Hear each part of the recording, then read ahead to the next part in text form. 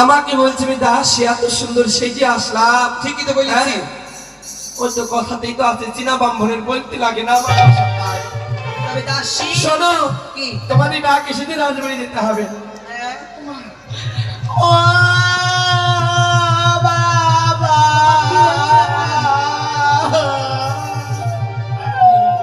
ও বাবা আমার স্বামী ছেড়ে চলে গেছে বাবা গো।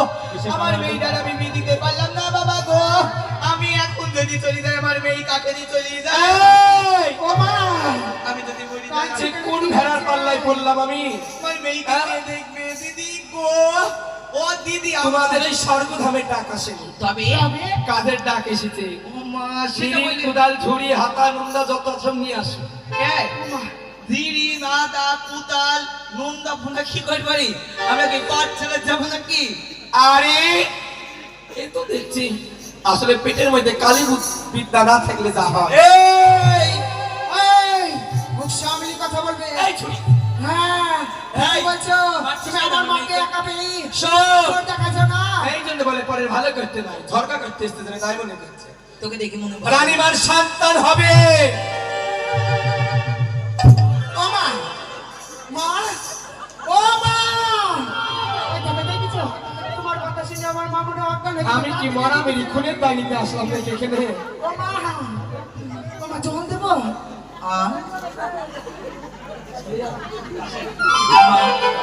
এই তুই যা বলেছিস বলিস বোন আর বলিস নি কেন?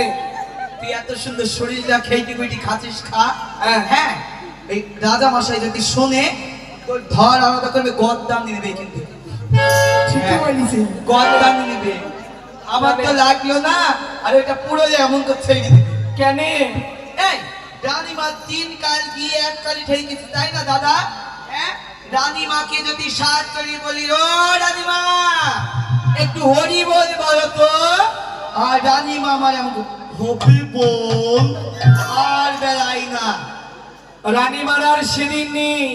রানীমার হরি বল বলতে কি হবি বল আর বেড়াই না। তবে কেন? এখন রানীমার হরি বলি বেড়াবে। কি হলো? ব্রাহ্মণের আশীর্বাদী রানীমা এখন 16 বছরের যুবতী।